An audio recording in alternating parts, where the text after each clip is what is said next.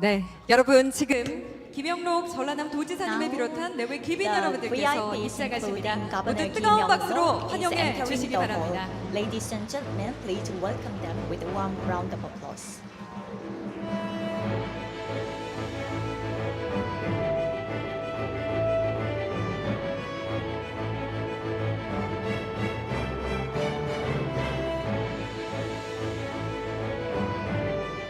이번 기호 김대중 평화회의에 함께해 주시는 주요 내외 귀빈 여러분들이 이제 입장을 거의 완료를 하셨습니다. As they 모두 settle 편안하게 down, 착석을 we will 부탁드리겠습니다. begin the opening ceremony.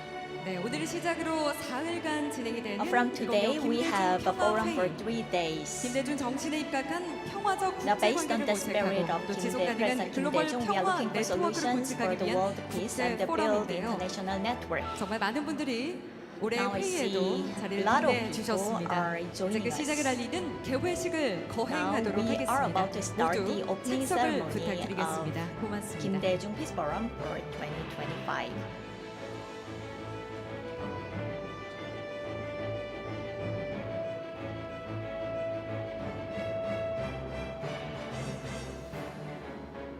네, 김대중 평화센터가 주관하고 또 전라남도 Now this 목포시 forum 신안군이 is hosted 주최하는 by Kim Dae-jung 본회의. Peace Center 3회째를 and the Mokpo 맞이해서 City and the 더욱더 Shinan 풍성한 County. 프로그램으로 This is 여러분을 the 만납니다. third of 세계와 its 한반도를 kind. 위한 상생 평화의 새로운 비전. We are looking for 이제 a new vision 그 of 회의를 coexistence and 시작하고자 peace for the 합니다. world 함께 and the 해주신 여러분 Korean 고맙습니다. Peninsula. 이제 모두 Now we 착석해 are about to 주시고 begin the 자리를 opening 정돈해 ceremony. 주시면 Ladies and 대단히 gentlemen, please 감사하겠습니다. take your seats.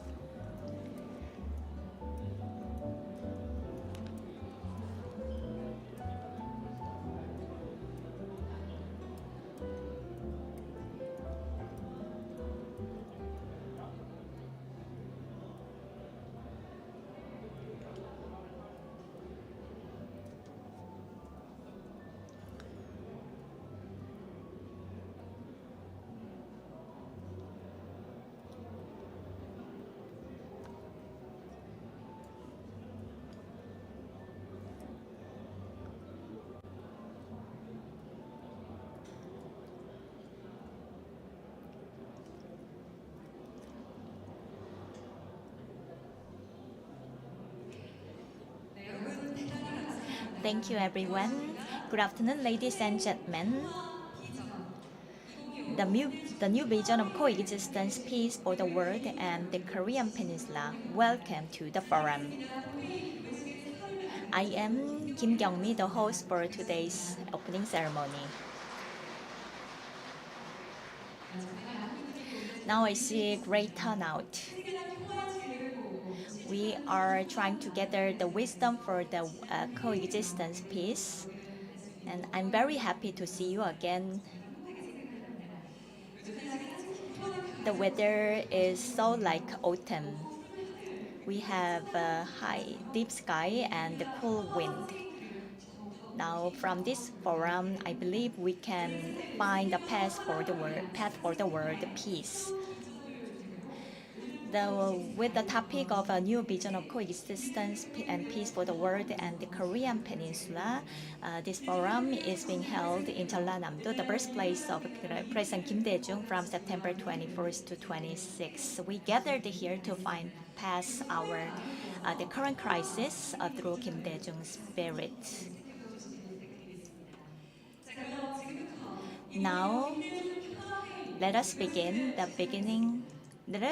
the Kim Dae-jung Peace Forum 2025.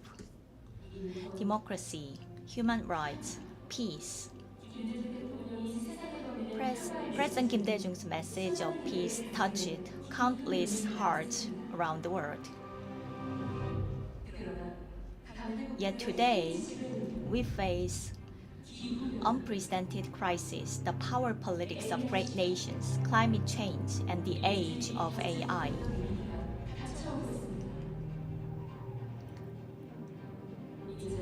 Amid these challenges, where should we go?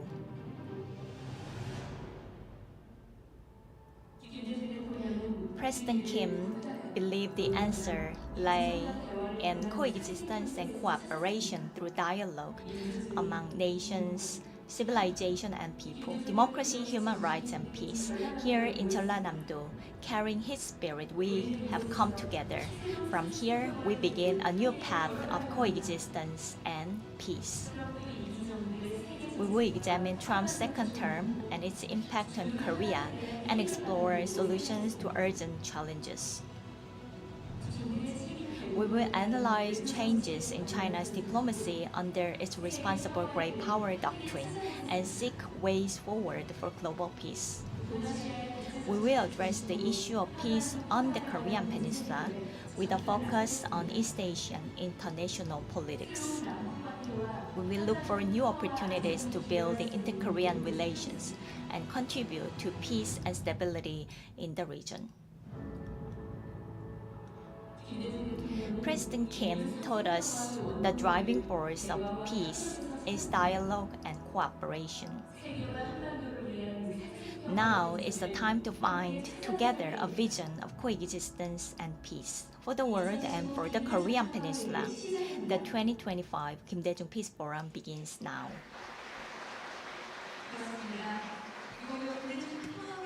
Thank you. Let us begin with the opening ceremony of our forum. Through the video, we can be reminded of his spirit. The Kim Dae-jung's spirit guides us toward a brighter future through dialogue and cooperation. In these rapidly changing international circumstances, I believe today provide a great opportunity to think about our future. Now, let me introduce our VIPs. As I call upon their names, please welcome them with one round of applause.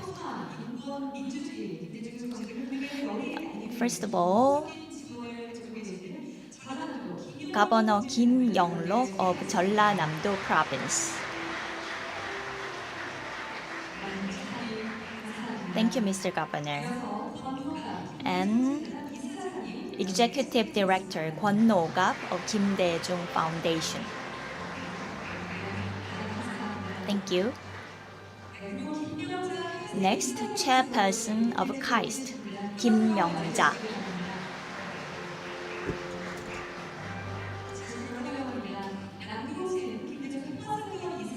Director of Namgungjin of Kim Dae-jung Peace Center.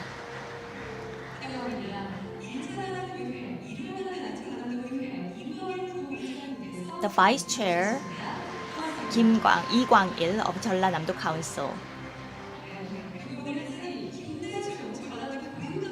And Kim Dae-jung, Superintendent of Jeollanamdo Office of Education. And Acting Mayor Jo Seok-kun of Mokpo City.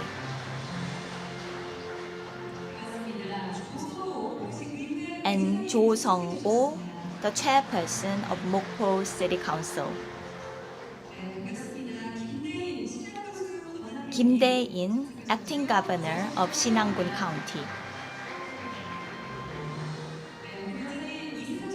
And Lee Sang-ju, Chairperson of Shinan-gun Council.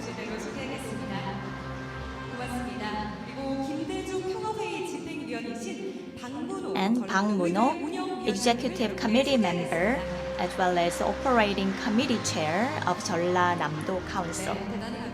Thank you. And we have a lot of the foreign delegations who attended to celebrate this opening ceremony. First, His Excellency Antonios de Chanevides, Ambassador of Timor-Leste.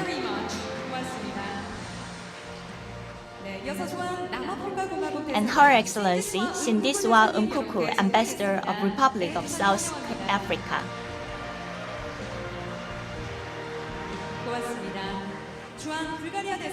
And His Excellency Petar Kraichev, Ambassador of Republic of Bulgaria.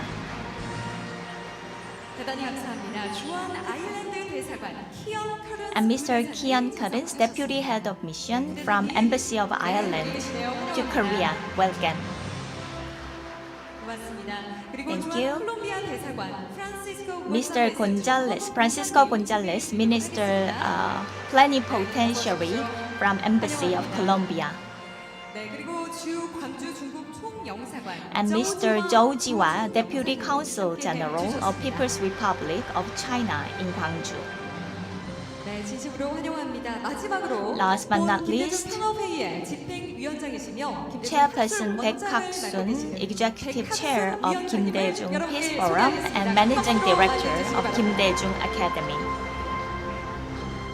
네, 고맙습니다. 이외에도 오늘 이 자리 가득 차게 정말 많은 Thank you. 분들이 Many more 계시지만 guests are with us today, but due to the time constraints, I cannot introduce each of them. I kindly ask for your kind understanding. I see a lot of familiar faces through the screen. Thank you for sharing your precious time to be with us. Next, we will have the opening remarks by Mr. Kim Sung-jae, Executive Director of Kim Dae-jung Peace Center. However, due to his health issues, Mr. Kim is not able to be with us today. So, Mr. Baek Hak-sun, the co-chair of the Executive Committee, will read his welcome remarks on behalf of the Kim Sung-jae.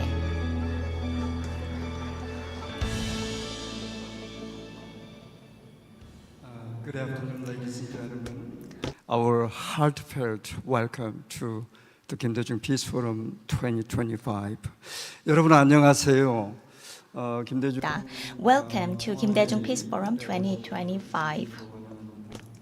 방금 사회자께서 As our MC told us, 김성재 김대중 평화회의 공동 the co-chair of the operating committee of Kim Dae-jung Peace Forum, Kim Sung-jae, would not be able to join us today.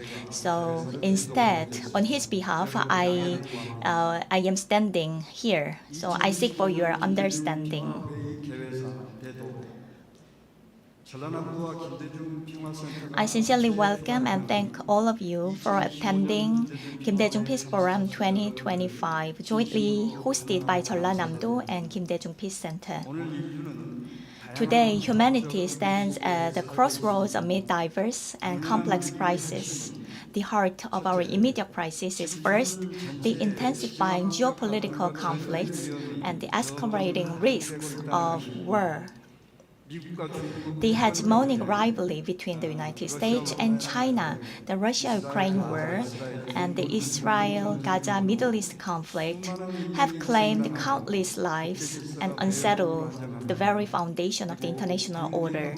And furthermore, nuclear proliferation and arms races threaten the humanity's very survival. Second, 기후 환경 위기로 we face the perilous reality that humanity and the earth could mutually destroy each other under the weight of the climate and environmental crisis. Global warming, rising sea levels, extreme weather, and the collapse of ecosystems are escalating into disasters of planetary scale. This in turn are intricately linked to the crisis of food shortage conflict over water resources and the displacement of refugees. And third, economic inequality and polarization are deepening as the world's top 1% monopolize the lion's share of resources.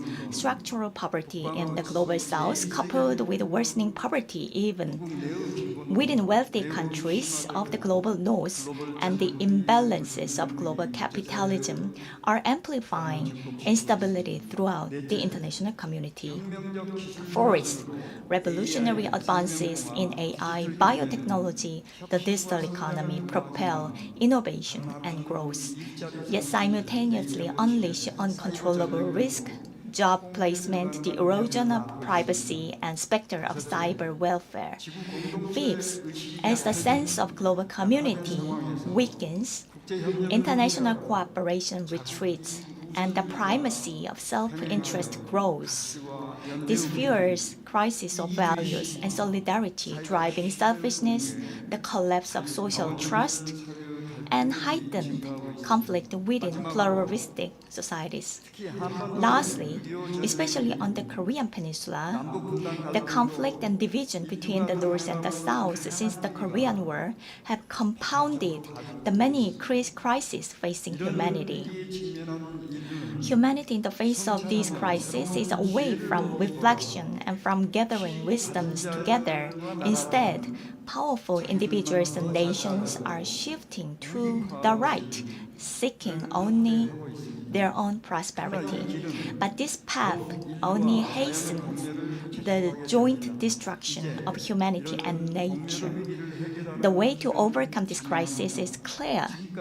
Humanity, which has so far lived by endless competition for conquest and possession, must turn their back and live in a network of coexistence and peace for life.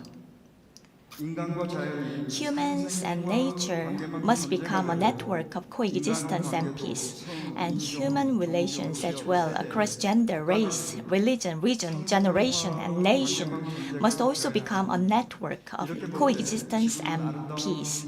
Only then will the earth become a beautiful community of life, and humanity will truly live happily and well together. As you know, the late President Kim Dae-jung dedicated his life to democracy, human rights, and peace. He particularly advanced peace on the Korean Peninsula, across East Asia, and beyond through his sunshine policy of reconciliation and cooperation. In 2000, the Norwegian Nobel Peace Prize Committee honored his enduring philosophy and remarkable achievements by awarding him the Nobel Peace Prize. Furthermore, the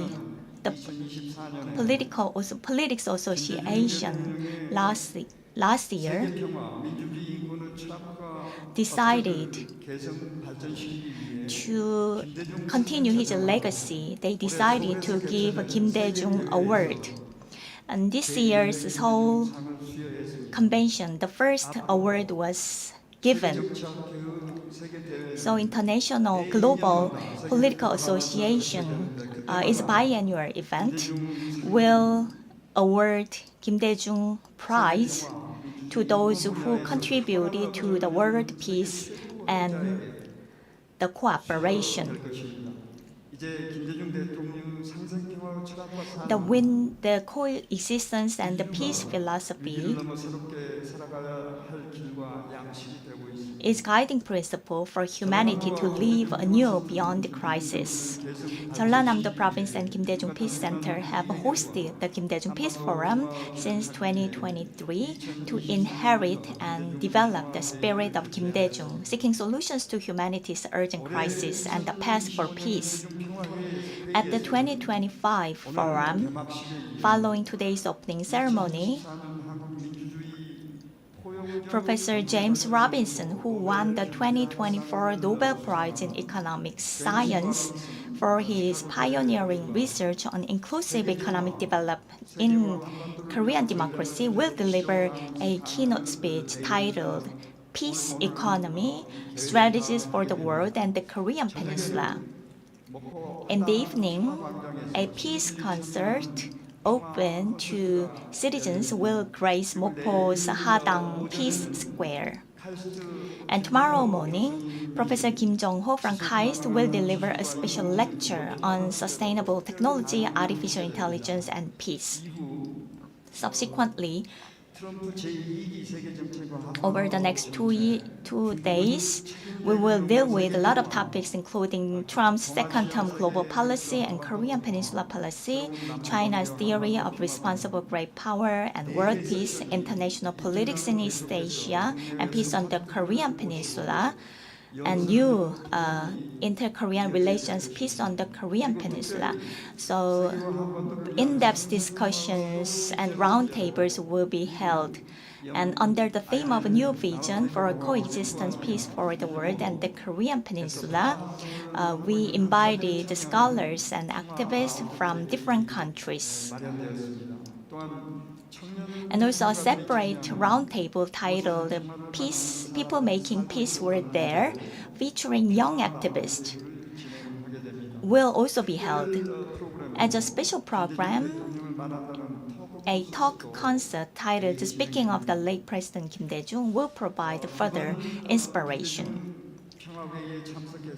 and I extend my deepest gratitude to the distinguished scholars and experts from around the world who will illuminate this Peace Forum with their lectures and discussions, as well as to those who will join in the Peace Concert and talk concert. And I also extend my gratitude to Governor Kim Yung-rok and Jeollanamdo and Mayor of Mokpo City and Mayor of Shinan-gun, and also those who will deliver congratulatory addresses at this opening ceremony. And I thank as well the organizer staff who worked tirelessly to prepare and make this forum possible. And I offer special appreciation to the media and journalists. The Kim Dae-jung Peace Forum is to be delivered with a simultaneous interpretation and live streamed on YouTube. I hope many of you will join us on this journey as together we seek a path and a way for coexistence and peace, resolving the crisis of our time and building a brighter future for the Korean Peninsula. Thank you. 네, 대단히 감사합니다. Thank you, Mr. Chair. 통해서 이번 회의의 큰 의미를 Through the opening ceremony, we can be reminded of the implications of this forum. We are gathered here to revisit the meaning of peace. Thank you for the delivery of the opening address. Next, we will have the welcoming remarks by Governor Kim Yung-rok of Jeollanamdo province. Ladies and gentlemen, please welcome him with a big round of applause.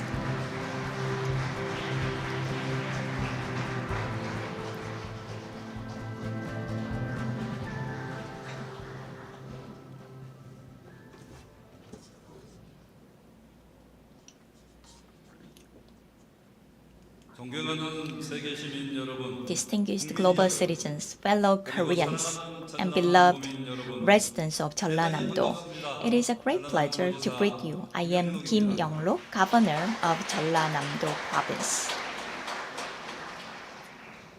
세계인이 함께하는 I sincerely welcome you to Kim Dae-jung Peace Forum 2025, a grand festival of peace, human rights, and democracy joined by people from around the world. 환영합니다.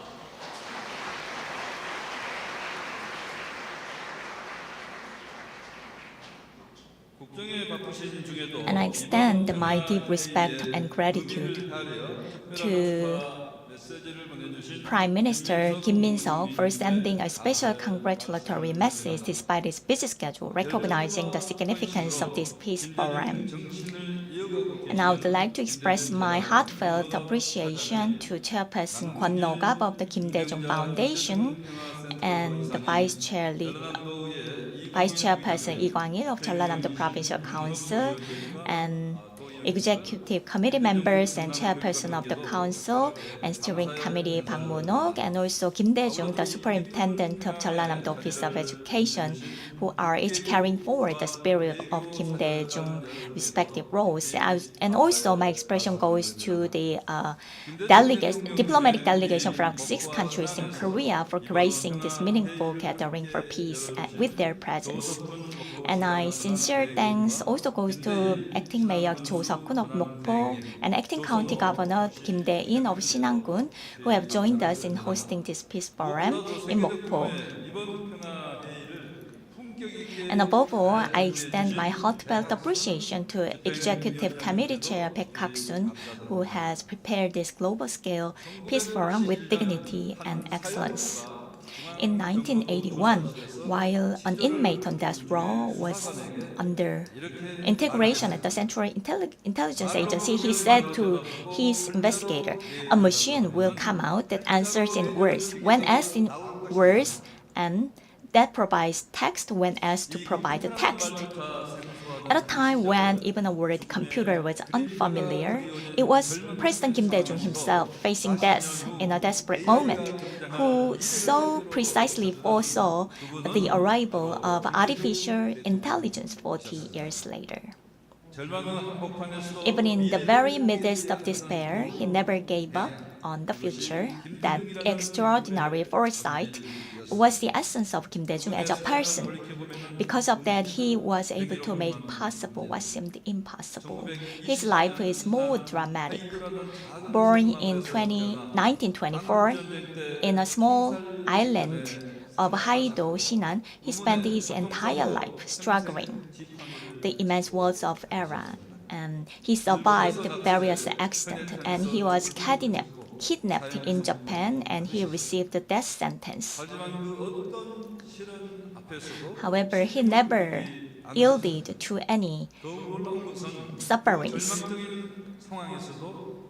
And even in those desperate circumstances, he spoke not of revenge but of forgiveness. After inauguration, he forgave his predecessors who delivered death sentence to him.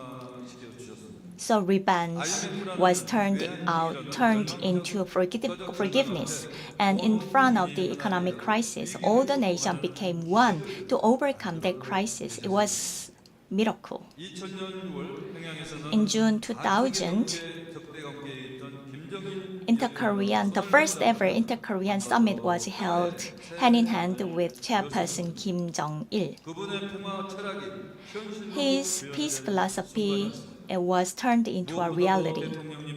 Most of all, President Kim was the conscience in action. He said, if you don't act, you are sided with the evil.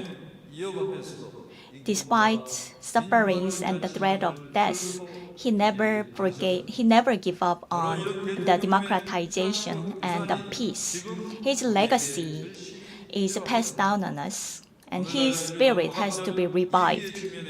In front of the complex crisis, the China-US war, China-US conflict, and the Russia-Ukraine war and the Middle East war is about to be expanded, and AI is rapidly changing, presenting both crises and opportunities. Korea marks the 80th year of division. However, inter-Korean relations is still frozen. In front of this complex crisis, we have to revisit win-win and peace, the spirit of Kim Dae-jung. Coexistence peace is not about the power fight. It is from the mutual respect. We need to respect each other. We need to navigate through the conflict with dialogue and cooperation. By doing so, we can find the signal of peace. That will be the real peace for our future. For the last 3 days, we will deal with the great agenda that is necessary to be addressed. Your collective wisdom is very necessary to find a solution to overcome the crisis in front of us.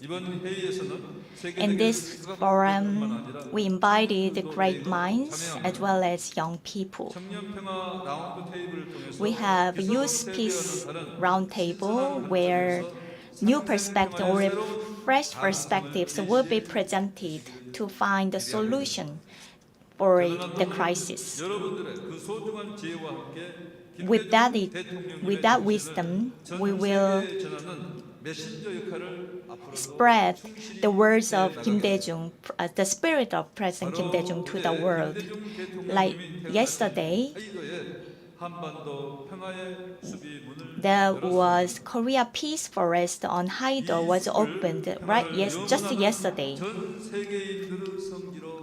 We will bring the forest to the sacred place for peace. And also, Honam Youth Academy will be enriched to foster to second and third generation of the leaders. The peace spirit of Kim Dae-jung and President Lee Jae-myung's words of peace being democracy or economy. With that, we will open the golden era of Korea.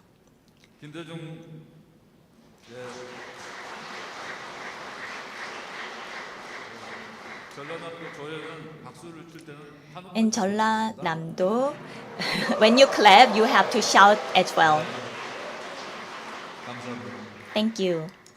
김대중 대통령님께서 마지막 일기에 남기신 말씀으로 Allow me to conclude the words President Kim Dae-jung left in his final diary. Life is beautiful the more I reflect upon it, and history advances forward. 온갖 고문과 탄압, 죽음의 These words, 위협 spoken 속에서 by a man who never yielded 결코 despite torture, 분이 남기신 oppression, and the shadow of death, embody his boundless faith in humanity and his unwavering conviction in the future. 담겨 있습니다. 이것이야말로 오늘날 인류가 가져야 할 Is this not a very foundation of hope that humanity must hold today? With such hope, may the wisdom shared here today become a new turning point for overcoming the crisis of our time. 오늘 우리는 기쁜 슬픔에 Today, we face another sad news. 민주주의와 평화에 He was with his father to navigate through the democratic 별세 소식에 path. 깊은 애도를 표하며 I'd like to give my condolences to the second son of President Kim Dae-jung. 분들께 거듭 감사를 And lastly, I would like to deliver my appreciation to those who put together this forum. And I wish each of you good health and happiness. Thank you. 도지사님의 따뜻한 환영사 The warm 덕분에 welcome 자리가 remarks made 좋습니다. this forum more fuller and enriched. This forum is being held in Jeollanamdo, the birthplace of Kim Dae-jung. It is very significant to have this place. I hope the message of peace would be spread throughout the world. 네, 이어서 오늘 회의의 성공적인 개최를 축하해 주시기 위해서 Next, to wish for the success of today's forum, Prime Minister Kim Min-seok has sent us congratulatory message. Let us watch it together on the screen. 안녕하십니까 국무총리 김민석입니다. 2025 I am 김대중 평화 Prime Minister Kim 개최를 Min-seok. 축하드립니다. Distinguished 행사를 guests, 준비해 주신 congratulations on convening the 2025 Kim Dae-jung Peace Forum.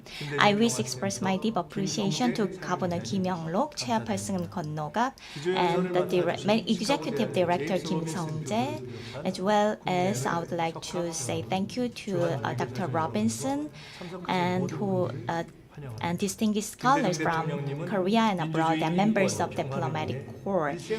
President Kim Dae-jung was a global statesman who dedicated his life for democracy and human rights and peace. Through the conscious inaction spirit and sunshine policy, he inspired the hearts of people around the world in the pursuit of democracy and peace. 큰 울림을 주었습니다. The Kim Dae-jung Peace Forum carries forward his legacy and serves as a platform for advancing the global discourse on peace. This year's theme, a new vision of coexistence and peace for the world and the Korean Peninsula. I expect the path of Kim Dae-jung will continue to evolve in ways that meet the challenges of our times. Moreover, President Kim's philosophy of coexistence and peace forms the cornerstone of Lee Jae-myung administration's pursuit of peaceful coexistence on the Korean Peninsula and practical diplomacy toward the world. We at the government will carefully listen to and reflect on the valuable discussions held at this forum. In closing, allow me to share a passage from President Kim's Nobel Peace Prize centennial address. We want the 21st century to be a century of peace. World peace is the most noble goal of all humanity and supreme task that we must achieve. 고맙습니다. Thank you. 네, 대단 감사합니다. Thank you. 바쁘신 일정에도 불구하고 귀한 이 축하와 격려 메시지를 Despite the busy 보내주신 schedules, he sent us 총리님의 마음이 encouragement. 이 자리에 계신 모든 분들에게 Now, I hope that his warm heart will be delivered to all of you here. Now, we will hear the congratulatory remarks from Mr. Kwon No-gap, Chairperson of Kim Dae-jung Foundation. Ladies and gentlemen, please welcome him with a warm round of applause.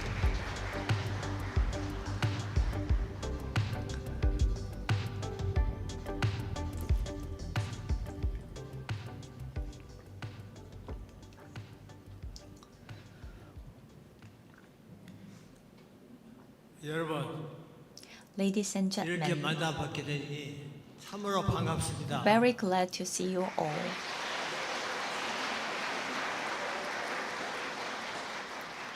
제가 목포 출신이고 I am from 이 Mokpo 목포에서 살아서 and I grew up here. 함께 일평생 살았 그 I lived my life with Kim Dae-jung. 이 타지를 다시 와서 여러분을 뵙게 되니까 I'm 더욱 really 반갑고 glad to see you all. 그리고 어찌 말을 할까 하는 조차도 I cannot express my emotions 또한 at this moment. 이런 자리를 마련해 주신 여러분께 But I would like to say thank you for organizing this forum. I really get emotional to be with you in this great forum. Once again, very glad to see you all. 예배 여러분 Distinguished guests and fellow citizens, 우리 국민과 세계 and the Korean people and the global citizens who wish for the peace. 크고 작은 갈등과 전쟁 We are faced with the conflict and war, AI의 지배로 인한 and we see the emergence of AI 전라남도 that present both opportunities and crises. In order to address these topics, 새로운 the Kim Dae-jung Peace Center organized this Peace Forum to discuss the 감사를 드립니다. topic of the coexistence and peace for the Korean Peninsula and the world. As you know very well, President Kim Dae-jung dedicated his life for democracy, human rights, and peace. Even he risked his life for his people and for the country. In particular, 화해와 협력, reconciliation, cooperation, 협력 정책으로 and coexistence and sunshine policy were the very pillars of his activity. For the first time, 회담하였고 he made this success the Inter-Korean Summit. 막혀있던 With that, 바닷길, 하늘길 he successfully opened the blocked road, blocked ways in the sky, on land, at sea, and separated families were united. 문화 교류를 통해서 And economic, society, and cultural sports exchanges, 경제적 교류 그리고 the inter-Korean economic exchanges took place, and every corner of the peninsula developed. Overcoming the animosity between the two Koreas, peace was very much promoted and boosted. Sunshine policy is about coexistence and engagement. 오늘 국제적으로 Today, 연구하는 많은 I know the scholars specialized in peace were invited, and they said the sunshine policies of Kim Dae-jung 갈등 may be a solution not only on the Korean Peninsula but also for other corners of the world.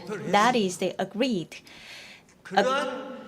observation of the many scholars. In order to revisit his achievement, 됐고 Nobel Peace Prize was awarded, 아까 백악수 위원장께서 and as Chairperson Baek Hak-sun said, 금년 this year 세계경제학께서 the World 김대주상을 제정했습니다. Politics Association decided to award Kim Dae-jung Prize. At COEX, President Lee Jae-myung delivered the congratulatory address, 축사를 했고 and Prime Minister also attended. And the National Assembly Speaker also attended the closing ceremony of the political association. 알게 되는 So Kim Dae-jung's achievement was well known 이 to the 세상에서 world. 그 많은 In 정치인들이 this world, there are a lot of politicians, statesmen, Churchill, Clinton, 루스벨트, Roosevelt, Kennedy. 많은 대통령이 They are well-known names, 받은 사람이 있지만은 and some of them received Nobel Peace Prize. However, Kim Dae-jung Award is decided 현지에서 그분을 인정하게 된 것입니다. based on the consensus of the political science scholars. 김대중 대통령은 세계에서 유일하게 Kim Dae-jung 김대중 was the 상을 only 만들고서 person 어느 누구도 who 없어. was the spirit of Kim 오직 Dae-jung Award. 김대중 하나입니다. He was the only person in that regard. 정치학계 학자들이 So political science scholars decided to award that prize to those who contributed to peace and democracy. And that event was held in Korea this year. And biannually, the conference will be held around the world. So the name Kim Dae-jung will be remembered forever in the world. The Jeollanamdo citizens and the Korean people should celebrate Kim Dae-jung Award, and we have to remember Kim Dae-jung for his accomplishment and achievements. We have to hold him close to our hearts. For him, we have to exert our respect and appreciation all the time.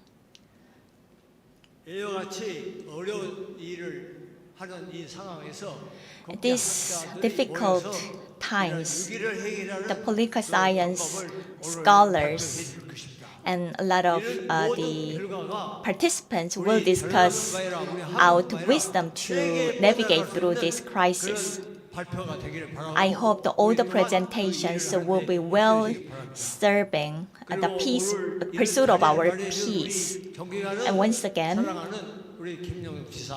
I would like to deliver my appreciation to Governor Kim Yung-rok and the Superintendent Kim Dae-jung, as well as to all the people in Muan and Shinan. Thank you. Another big round of applause, please. The chairperson Kwon's passionate words seems to be bringing back the spirit of Kim Dae-jung. Democracy, human rights, and peace are the guiding light for our future. I hope this spirit would carry forward into the future. Once again, thank you.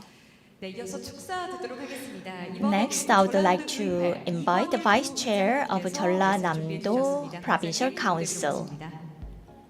Another big round of applause, please.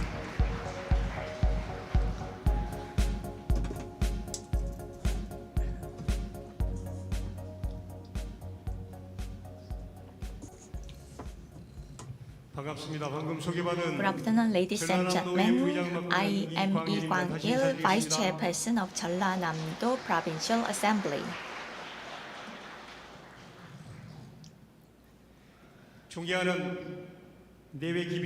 Respected distinguished guests and all the participants, aspirants for the peace. Very glad to see you all. And Governor Kim Yung-rok and Superintendent Kim Dae-jung of the Education Office and Chairperson Kwon No-ga, who inherits the legacy of Kim Dae-jung, and Kim Myung-ja, Chairperson of Kim Dae-jung Foundation Board of Directors. I would like to say thank you all. And also the partner of our assembly, Park Boo-nok, Ju Jong-seok, Park Young-mi, committee members, and Chae Jong-won, Park Won-ju, the committee members. My heartfelt appreciation goes to them all. And Jo Seok-kun, the acting mayor of Mokpo City, and Mr. Kim Dae-in, and Lee Sang-ju, the chairperson of the Shinan Council, Han Moon-hee, the president of Mokpo Maritime University. Thank you all. And we have other distinguished guests. Due to the time constraint, I may not call upon each name, but I deliver my great appreciation to all the participants. The Kim Dae-jung Peace Forum is put together to find solutions and the visions for peace and democracy on the Korean Peninsula. Around the world, conflicts and war are the reality. Russia and Ukraine war and Middle East uncertainties and U.S.-China rivalry and the tension escalated on the Korean Peninsula. These are all daunting tasks. At this critical juncture, the spirit of President Kim Dae-jung is desperately needed. Rather than confrontation and animosity, we need cooperation, trust, win-win are needed. These are the very foundation of Kim Dae-jung principle, and these are the guiding lights for us into the future. The peace on the Korean Peninsula will determine the future of Korea as well as determine the future fate of the Northeastern Asia. I hope this forum will be the very venue where all the smartest wisdoms are gathered and find out the solutions, new solutions to tackle all the crises. Jeollanamdo is the birthplace of President Kim Dae-jung, and his peace philosophy is deeply rooted. Jeollanamdo Assembly will work with the Jeollanamdo people, and we will work hard to deliver his peace message to the world, and we will support that activity with policy-making activities and the assembly activities as well. As Governor Kim Yung-rok said, we heard very sad news of passing of chairperson of Kim Hong-up of Kim Dae-jung Peace Center. I would like to deliver my condolences to the bereaved families. Kim Hong-up, the second son, worked with the President Kim Dae-jung for democracy and peace. He was true companion of President Kim Dae-jung. And I hope this forum will continue his legacy as well to brighten up the world with the spirit of democracy, peace, and human rights. Thank you. Thank you. He said the power of community. The peace vision was shared through his remarks. Now, lastly, I would like to invite Superintendent Kim Dae-jung of Jeollanamdo Office of Education.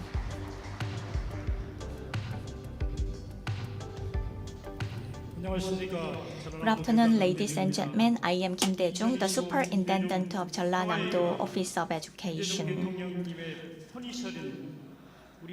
I am deeply honored that Kim Dae-jung Peace Forum 2025 is being held here in Jeollanamdo, where the spirit of Kim Dae-jung is alive. On behalf of the Jeollanamdo education community, I offer my heartfelt congratulations.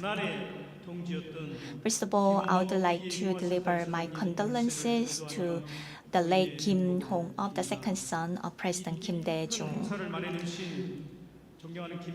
And also, I would like to say thank you to Governor Kim Yung-rok and to Executive Chair of Baek-hak-sun.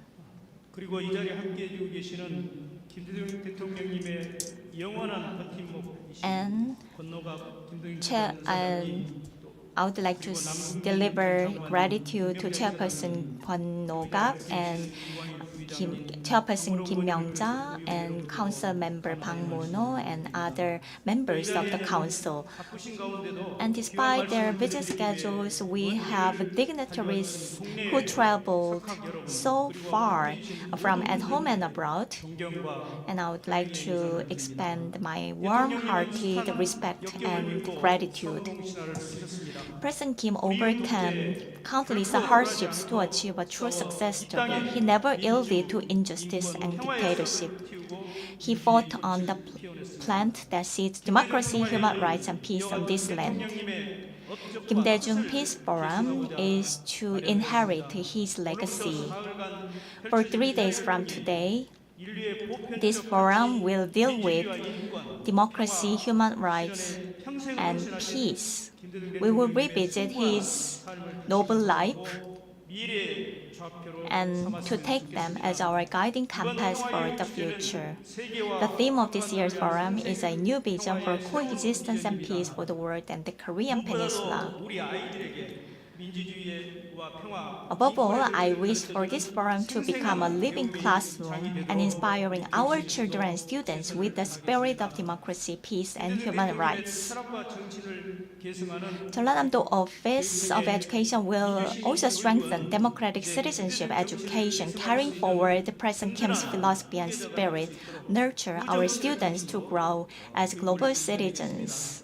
그리고 이재명 정부에 들어서 시작되는 And with the Lee Jae-myung administration 기반으로 계획하고 as part of peace policy, we will lead inter-Korean student exchanges initiated by the Jeollanamdo Office of Education. We need your encouragement and support for this initiative. 작은 평화의 School is the beginning point of the peace.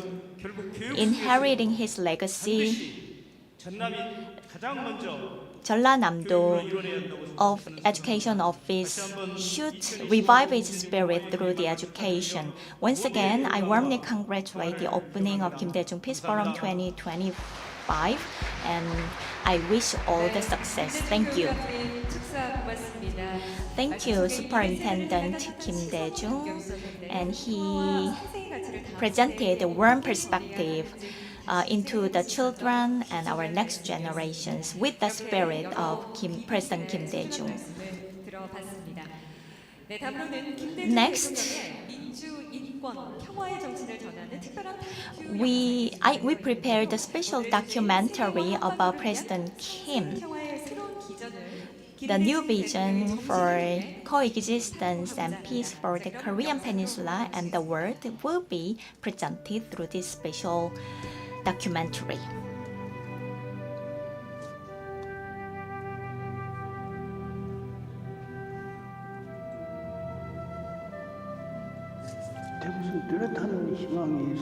At that time, I didn't have a clear hope. But, I thought that I could be a king later. Say, I could be a great person with an achievement. My mother thought that this child is so smart, so we have to move to Mokpo. During Japanese occupation, Mokpo was one of 7 top cities in Korea.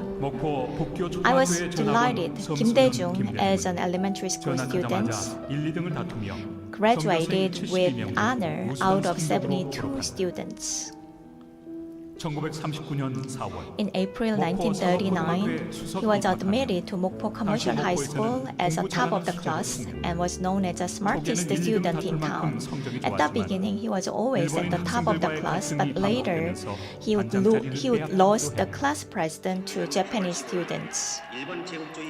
August 15, 1945, Korea liberated from colonial rule. Kim bought a small boat and started and grew a shipping company at a national scale. After a little hiatus, the Korean Peninsula was mired in the war. Mokpo was already swept through by North Korean People's Army. Kim Dae-jung became a target as he was a member of a right-wing youth group. They put me in jail. I sensed that I could be killed. But he miraculously survived thanks to emergent withdrawal of Liberation Army after UN Army's Incheon landing operation. Kim Dae-jung, a successful young businessman, began taking interest in politics in 1940-1954 when he observed Lee Seung-man's election rigging and unjust political events. Lee Seung-man, who took power again through election fraud, stepped down due to April 19th revolution. Starting with the third civil legislative election, after 3 failed attempts, he was finally elected in by-election in Inje-Gangwon. But his activity as an elected lawmaker has never started due to May 16 military coup. Later in 1963, he was elected to represent Mokpo in general election, and the following year, he was highlighted as a politician with a 5-hour-long filibuster speech. 기적적인 승리. Kim Dae-jung won a dramatic victory in 1967. It was July 1969 popular address. 김대중은 구호파의 유력한 40대 기수 후보 김영삼을 제치고 Kim Dae-jung was elected as a presidential candidate, beating then prominent rival Kim Young-sam in Sinmindang Party. I was so thrilled. From that moment on, I held him close to my heart. 그와 함께 우리 현대사는 It appeared that Korea's history made a stride with him. 박정희는 The election result showed that Park Chung-hee beat Kim Dae-jung, retaining his presidency. Then Kim Dae-jung's life-threatening hardships began. Yushin Constitution is proclaimed. I was kidnapped in Japan. Hardships never stopped. Returning from death, he became an iconic political dissident in the world, but the regime put him in house arrest. 군부 정권이 막을 내리고 With an end 김대중은 of the 10년 military 만에 regime, he 정치인선에 returned to the political scene in 10 years, but his dream 신군부의 was 위력을 greatly 찾는 dashed by the new military regime. He received a death sentence on charges of plotting an insurrection. 동지들을 석방시킬 수 있다는 His wife 아내의 told 마지막 him 가능. that his decision could save his friends, so he decided to go into exile in the United States.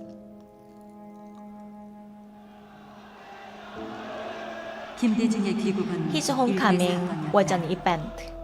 6월 26일 열린 People's March held on June 26 was participated by millions of people nationwide. This led to Roh Tae-woo of the ruling party to announce the direct presidential election, reinstatement of Kim Dae-jung, and etc. That was June 29 declaration. 그것은 민주주의와 It was the 자유를 price we 꿈꾸는 paid with so 오월영광과 many 열사의 lives. 땅이었다. 고향은 His 하이도는 hometown 다시 Haido 돌아온 그에게 so warmly welcomed him with wide open arms. I solemnly pledge that I will serve my country and people. 2000년 6월 15일은 On June 15, 2000, it was the very culmination of his political life. 김대중은 한국인 최초로 Kim Dae-jung 노벨 became the 평화상을 first 수상합니다. Korean Nobel Peace Prize laureate. 존경하고 사랑하는 국민 여러분, 저는 우리 민족에 큰 희망을 가지고 있습니다. 퇴임 후 After retirement, 그의 영원한 마음의 he 고향 visited Mokpo, the forever home of his heart, going through 5 near deaths, incarceration, exile, and house arrest. Mokpo had been his political companion. Whenever he visited this soulful place, he revisited his early commitment as a politician, reflecting his stormy and eventful life journey. He sailed across the sea of his hometown. 평화의 전도사다. 비록 그는 떠났지만 Although he left, 그의 his 정신은 legacy, 영원히 살아 an 있습니다. icon of hardship and persecution as a messenger of peace and democracy, will live alive forever. For us, his name itself is Korea's beacon of hope, respectable and beloved citizens. I will do everything to open the great age of Korea along with you.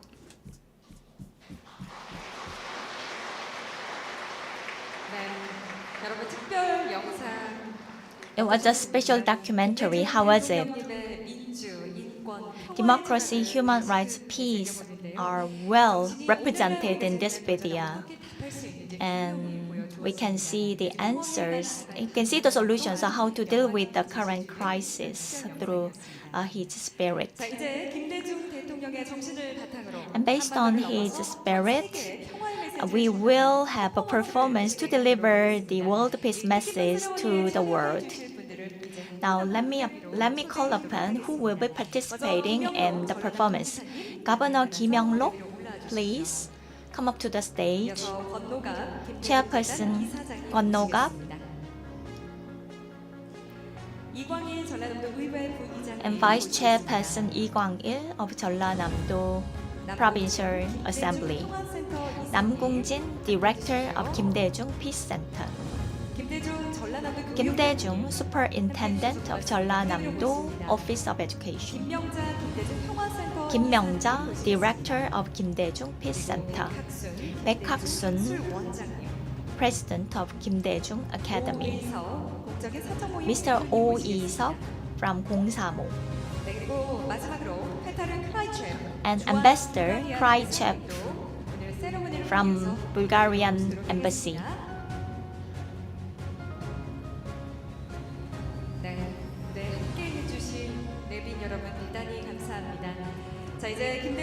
Now, here in Jeollanamdo, where the spirit of Kim Dae-jung is alive, we will shout out the new vision for the coexistence and peace for the Korean Peninsula and the world. On the count of 3, please touch the button on the screen. Ladies and gentlemen, please turn around. On the screen, there's a button behind. I will say 1, 2, 3. On the count of 3, please touch the button. When I say 1, 2, 3, please touch the button on the screen all together. 네, 자 이제 모두 준비가 되신 것 같습니다. It seems to be all set. On the count of 3, please turn around and touch the button on the screen. 자, 그럼 모두 함께 구령을 외치겠습니다. All together, let's count 1, 2, 3.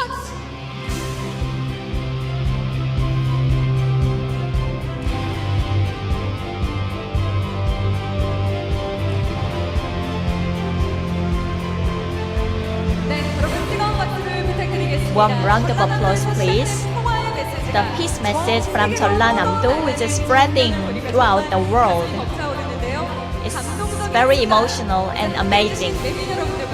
Thank you for cooperation.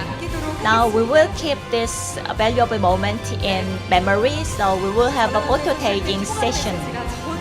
The message of the peace is spreading out from here. Spirit of Kim Dae-jung will be living alive. Big round of applause, please. One more time. Ladies and gentlemen, and all the speakers, please come up to the stage. And distinguished guests, and all the guests, speakers and panelists from the executive committee and the foreign countries, please come up to the stage for taking photo. The council members, committee members, university presidents, and delegation of foreign missions, please come up to the stage to have a photo together.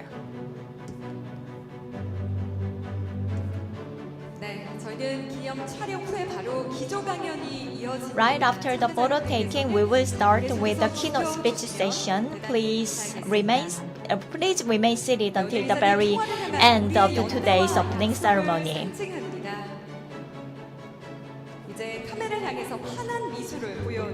Smile, please. Big smile toward the camera. 네, 다시 한번 촬영 후에 바로 기조 강연이 이어집니다. 여러분 계속해서 자리 지켜주십시오. Please remain seated as it will be followed by the keynote session. 함께 걸어가는 우리의 약속의 자리입니다. 자, 이제 This is the place for our commitment and 네, promise. 박수 치는 포즈 하도록 하겠습니다. Let's clap together. 네, 대단히 감사합니다. Thank you very much. 네, 촬영 한 번 더 진행할까요? One more shot, please. One more please. 네, 다시 한번 밝은 미소 보여주시기 바랍니다. Another big smile on your face, please. 네, 함께해 주신 여러분 덕분에 오늘 결혼식이 정말 풍성하게 잘 이루어졌습니다. 촬영 이렇게 마무리하겠습니다. 이제 모두 Okay, thank you everyone. Thank you for your cooperation. Photo session. Please kindly return to your seat. Thank you very much for your cooperation.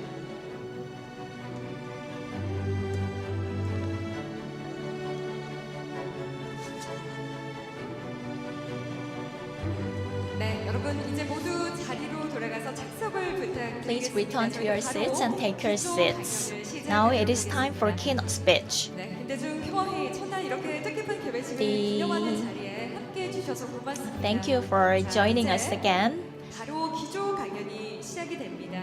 Now 우리 keynote 마음이 session 모여서 will 평화와 begin. 상생의 비전을 With 향해 all the heart, 나아가는 we 것을 are moving 확인할 수 toward 있었던 coexistence 개회식이었습니다. and 소중한 peace. 시간 함께해 주셔서 고맙습니다. Once again, 자, thank 이제 you. 기조 강연이 시작되니까요. 여러분 모두 착석을 As we are ready 부탁드리겠습니다. for the keynote session, please take your seats.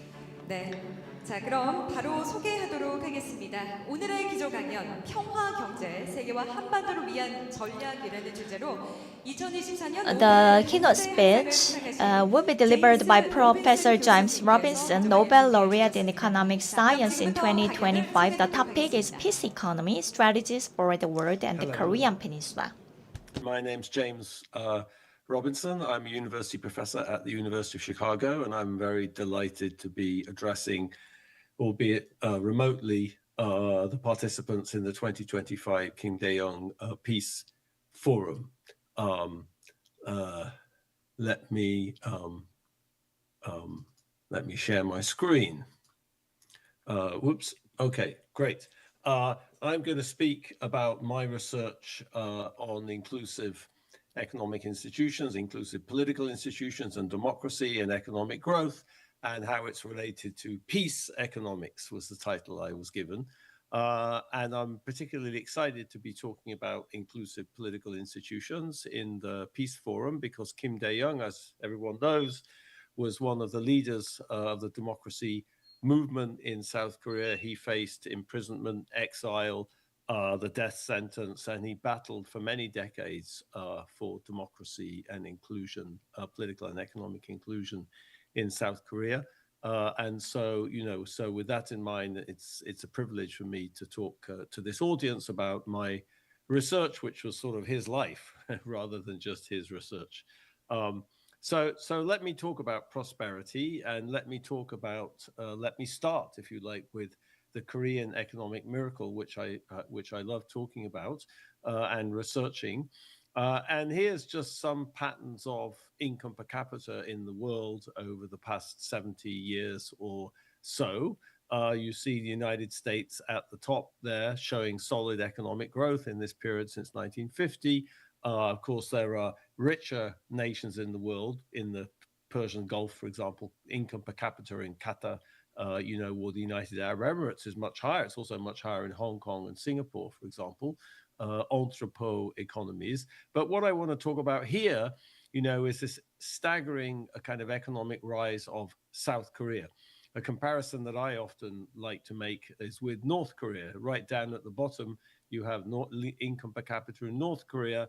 That's about $1,000 or $2,000 per year. It's about like the level of a poor country in sub-Saharan Africa, whereas South Korea has now overtaken Japan. It's over $40,000 per year. Depends on, the actual numbers depends on how you correct for price differences and things like that. But, this is an OECD country. South Korea has become an OECD country. It has levels of income per capita about the same level as, members of the European Union like Germany and France. This picture, of course, also shows the rise of China since the 1980s, late 1970s, 1980s. But China is substantially poorer than South Korea, in this data. So let me start talking about this economic success in South Korea, this sort of economic miracle, which has transformed, everybody's lives over a very short period of time, almost a generation, sort of unprecedented in world economic history. And how would an economist think about what causes economic growth?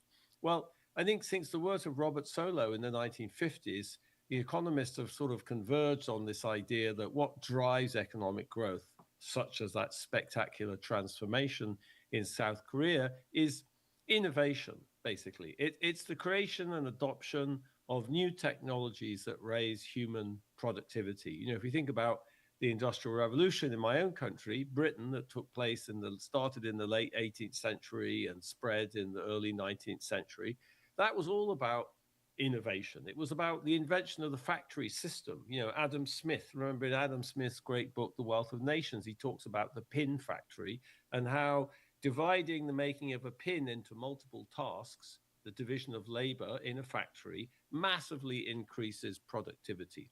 Okay, mechanization of cotton, spinning, textile, weaving, manufacture, using machines to spin and weave enormously increased the amount of textiles that people could produce, powered by steam engines, new invention of power. James Watt's a separate condenser enormously increased the productivity of steam engines driving machines.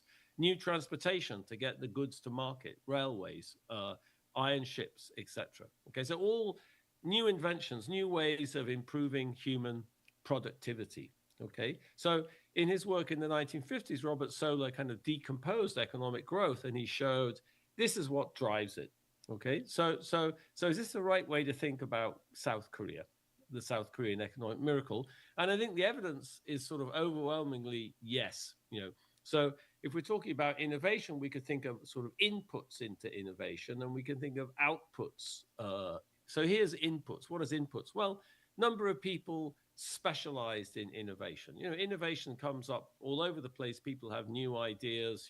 People who could be doing one job have an idea. So innovations come from many places, but one way of looking at the amount of effort that a society is allocating is to look at people whose specialization is research and development. This is normalized by population, and you see here South Korea rockets up from below the United States in 1996. That's the earliest this data from the UNESCO goes back. It rockets up from something below the United States to a level which is over double the United States. So relative to the population size, South Korea puts more or less more resources into innovating, into research and development than any country in the world. Okay, of course, the United States and China are much bigger. So if I looked at the total number of research and development researchers in China, say, it's going to be bigger. But relative to the size of the population, which gives a reasonable measure of what's the capabilities of the society for concentrating on innovation, South Korea does amazingly well. What's an output of innovation? Well, the way that economists would measure this is through patents. Okay, so when you come up with an idea, a new innovation, what do? You take out a patent to protect your intellectual property rights. I'll come back to patents, but this is a very common way that economists measure how innovative different societies are. And you can see here in South Korea, patenting goes from more or less nothing in the 1980s, I'm going to come back to that too, to enormous levels. Okay, so again, measured in this way, South Korea is one of the most innovative societies in the world relative to its population size, much more innovative than the United States, China, anywhere else. Okay, so here's the output of innovation. Patenting rockets up along with this economic miracle. Okay, I'm an academic, so I tend to think of intellectual innovation also, and that's there in South Korea too. So if I look at academic articles published in scientific and technical journals, South Korea now is up with the United States relative to population. So again, the rise of South Korean science, there's kind of real intellectual life in South Korea as well, rocketing up over this period. Okay, and of course, there's the exports. Right, let me not focus on the exports. Okay, I always like to say, South Korea, sort of amazingly diversified economy also, that's part of this innovation, as I'll discuss. In 1970, 10% of exports, South Korean exports, were human hair for making wigs. The biggest exports were apparel, plywood, so it was a very narrowly based, natural resource base, including Koreans' hair. And now it's this extraordinarily diverse export base, as a consequence of this transformation. Okay, one of the things that's, I think, kind of dramatically interesting also about this Korean transformation is what was the impact of this on inequality? So one of the huge transitions in the world, in the past 40 or 50 years in the United States has been this enormous increase in inequality. South Korea, this is data from the World Bank on income inequality as measured by the Gini coefficient. You can see it doesn't go back that far, this data. It only covers the period since about 2005. But you see, there's two things to note about income inequality in South Korea. One is the Gini coefficient is extremely low. It's about the level of Germany, so it's far below the United States or the world's very unequal countries, such as in Latin America. I put Brazil here. I could have put Colombia or many other places, or indeed South Africa, which is possibly the most unequal country in the world. So South Korea has low levels of income inequality compared to those places. Not just is it low, but it's very persistent. You see, over this period here, over the past 20 years, there's very little change in the level of income inequality. I can measure this in different ways. So a data series that goes back further in South Korea, back to 1980, is looking at the share of different groups in national income. So, for example, I could take the richest 10% of South Koreans and ask, what share of national income accrues to those 10% richest people? So that's a common measure of looking at inequality. The greater the share of national income that accrues, to the rich, the more unequal the society is. So again, if I look at this picture, I see, South Korea today, it's about 35% of national income accrues to the richest 10% of people.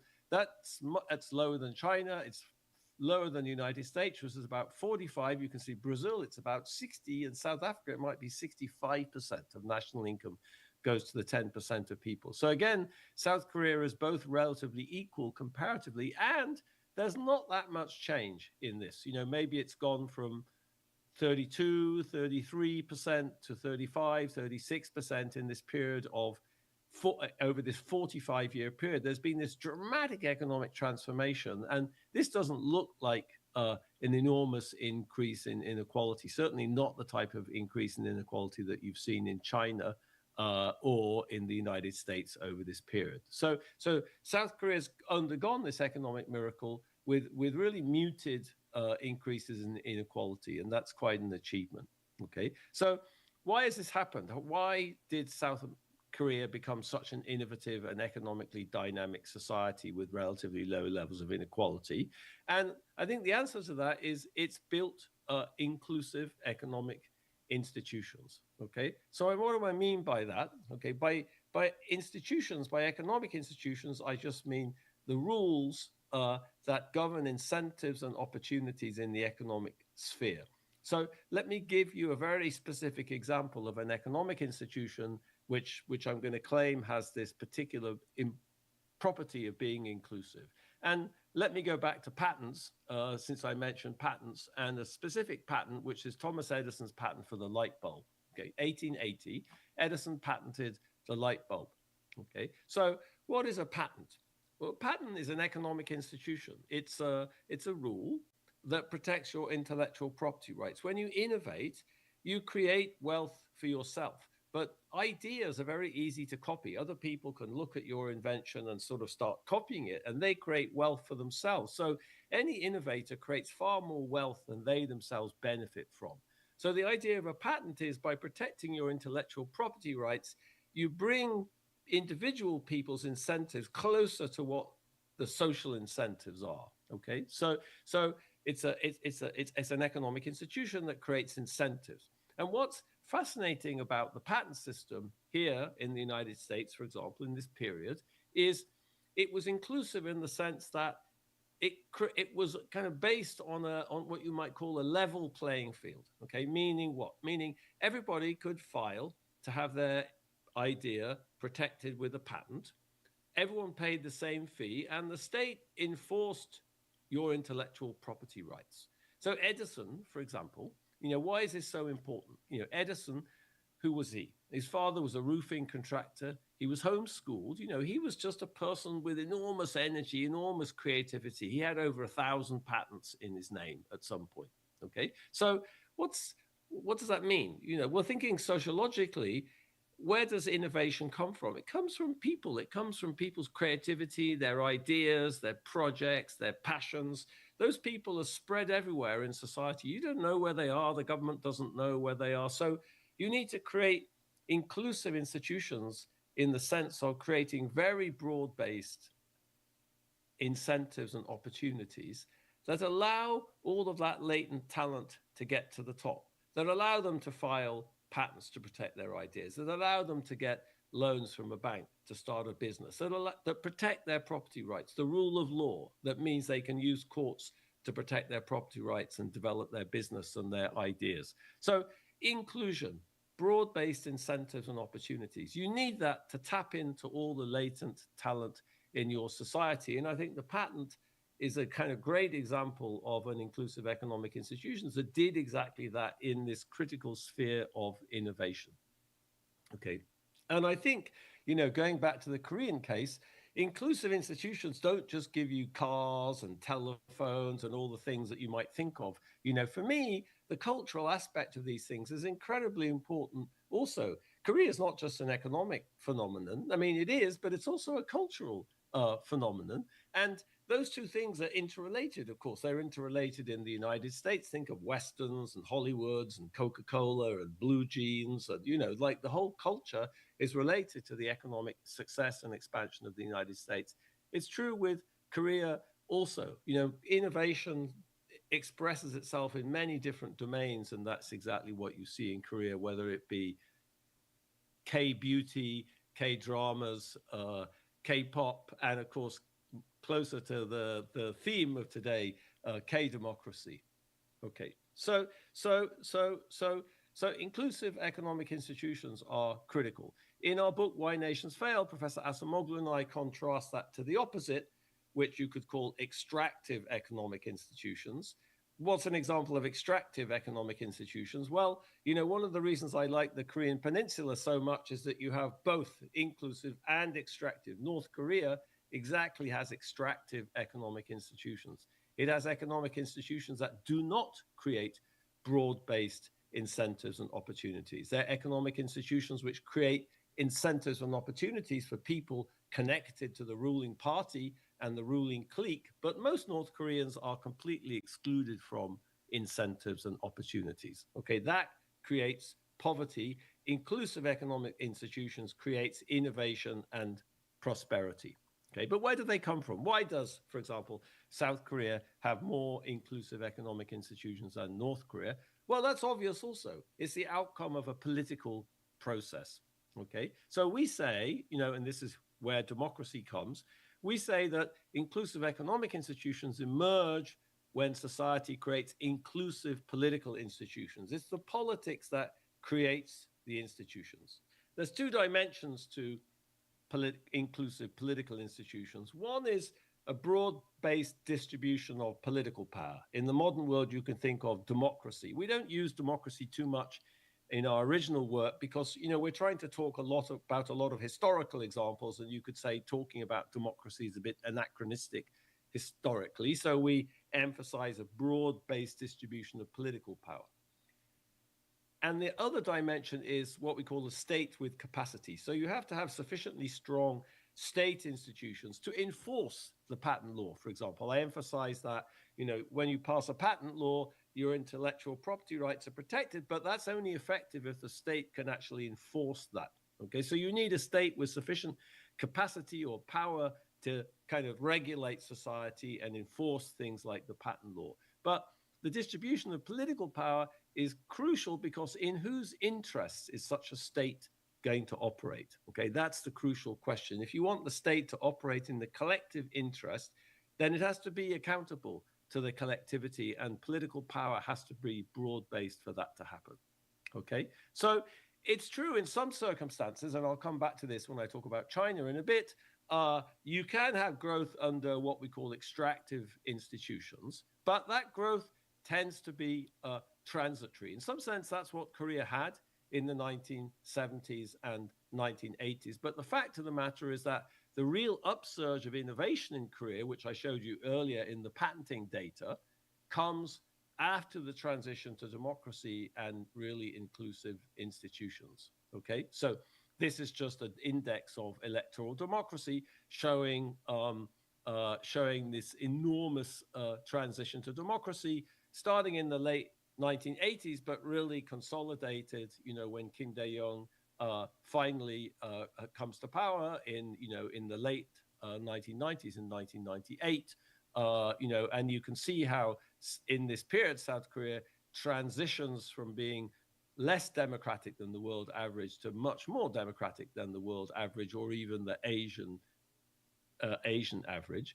And what I've shown in my research, is that democratization, the transition to democracy, is associated with significantly greater income per capita. So this is just a picture. I don't know how nerdy this is, but if 0 is, we look in the post-Second World War period at countries that democratize. And we also look at countries that kind of transition away from democracy. But this is a figure of, imagine I looked at all countries that transition to democracy. So they do that at different dates. But I kind of normalize everything that was sort of 0. So I'm taking all these different countries that democratize at different dates. It could be Argentina in 1982, could be the Philippines in a different date, could be South Korea, and I say, okay, let's call date 0 the date when all of those countries democratize. And what you see is after democratization happens, then there's a significant increase in income per capita, okay, of indices of development, okay. I could look at this as an even more nerdy way in the Korean case, and just sort of zoom in on the Korean case and just plot, in some sense, the data. Okay, so all of these like light blue dots are just data points for all the different countries in the world that we have data for. And I'm just pulling out of that picture the Korean data, okay? And if you look at this Korean data, the red circles are all dates before democratization, and the green circles are dates after democratization. And you can see that this cloud of points on the right, which are, observations after Korea democratizes, is kind of significantly higher than the group of observations on the left, okay? So, there's variation here. So some places you get, 1983 or 1987, you have pretty rapid rates of economic growth. But when you look at these two clouds, you can see actually the cloud to the right, which is South Korea after democratization, is kind of systematically shifted up relative to the cloud to the left. Okay, and what's that telling you, and that's what this kind of this relationship, this upward sloping curve is telling you, is that South Korea grew faster economically after democratization. That's what that shows you, and that's what our results kind of robustly illustrate.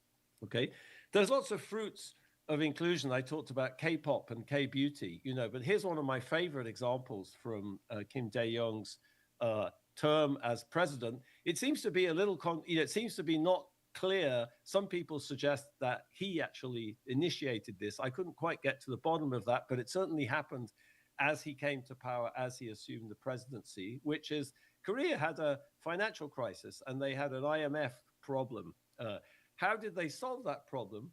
Koreans brought their gold forward.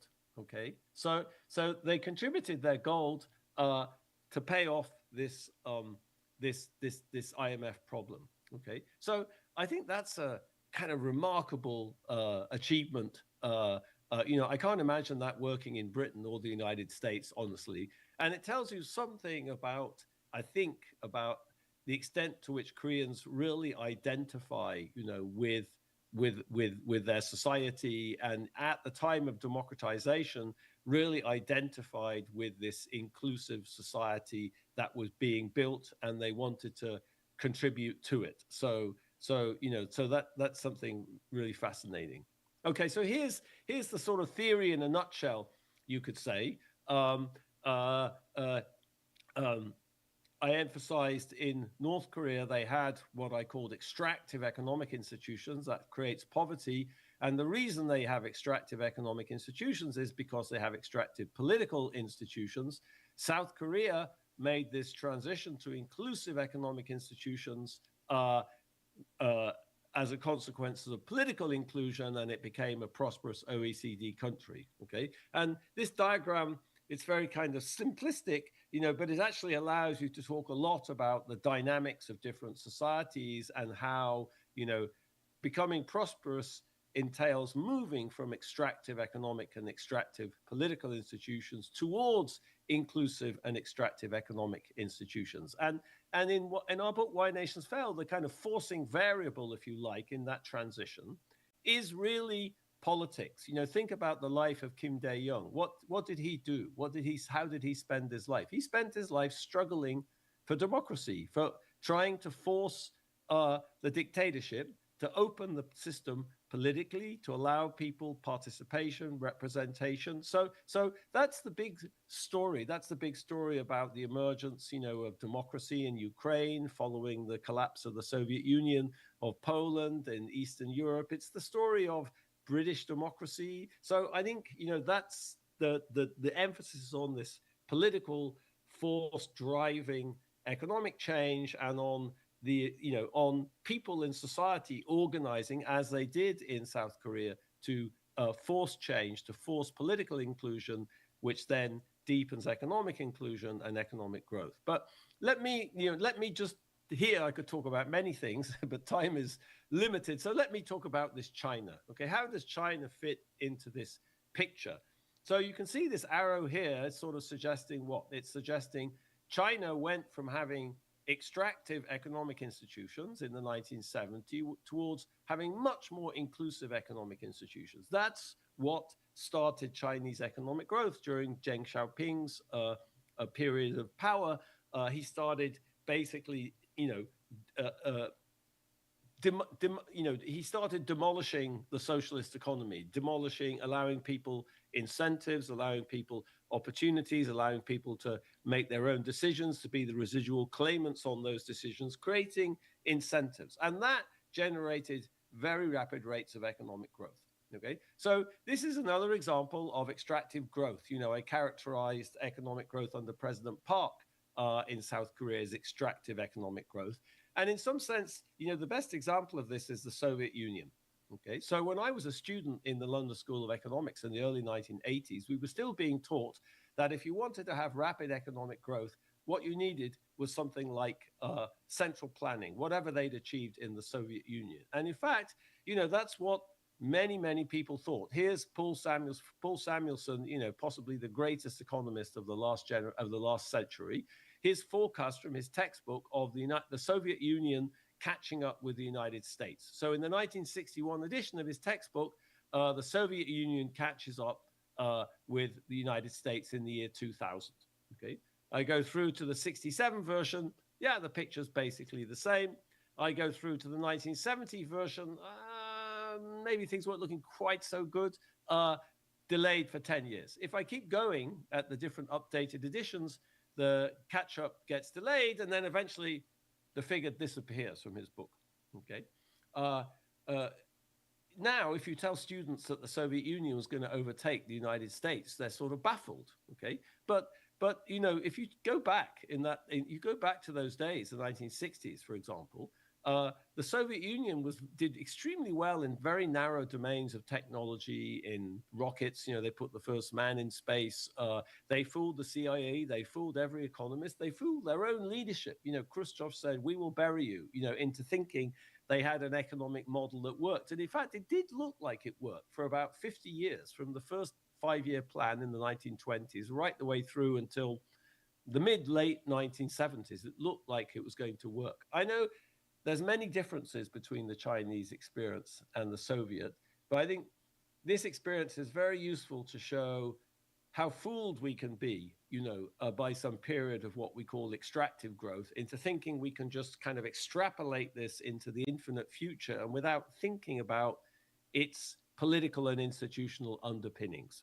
Okay, so why was growth in the Soviet Union transitory? Why do we argue in our work that economic growth in China is going to be transitory too? And I think my view of this is pretty simple. And I think this is a view that world history teaches, is that you can't have you need inclusive economic institutions to prosper. But you can't have inclusive economic institutions at the whim of narrow elites, okay?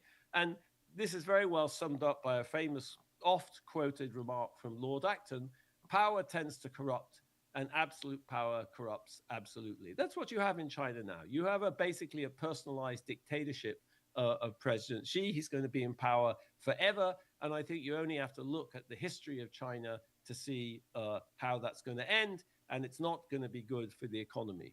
Now, when you talk about China, people say, oh, you know, this time, this is different. This time it's different, okay? And it might be. I think that's actually a serious discussion. You know, this is a very different cultural context.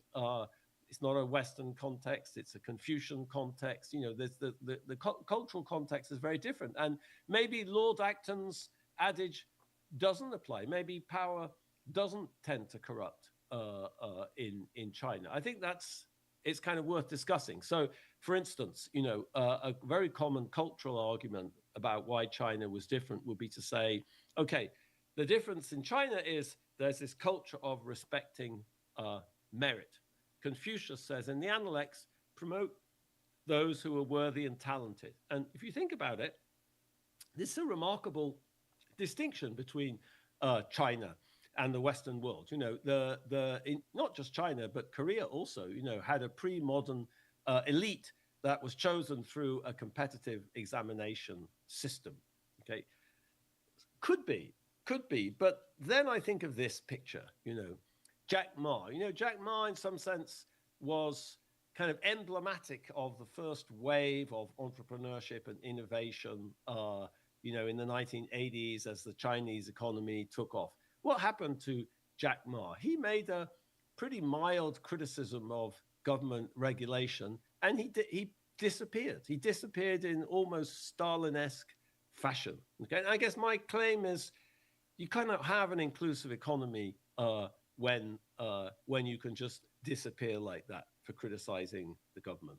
Okay, so all right, so that's the connection between institutions and prosperity. Inclusive economic institutions generate innovation and prosperity, but to have inclusive economic institutions, you need to be inclusive politically. You may value political inclusion and democracy for lots of other reasons. Okay, I'm not saying the connection to economic growth is the only reason. No, you think that democracy is intrinsically valuable as a way of making decisions, and you know, so I'm not that absolutely. I'm an economist, so I'm talking about the economic consequences, and I think they're profound and undisputable.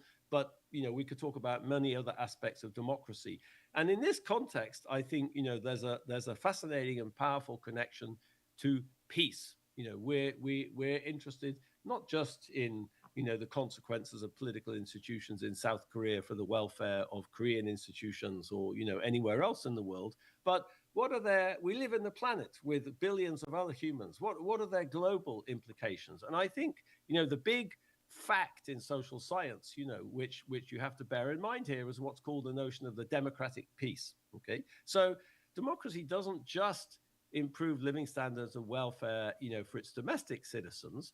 It also enormously reduces the propensity of countries to go to war. So it's a fact that democracies hardly ever fight each other in warfare. Okay, so I think there's lots of reasons why that is. You know, it could be that warfare is started, you know, for personal reasons by unaccountable leaders, and once you have democracy, then citizens who are actually going to have to fight, for example, they can influence policy much more.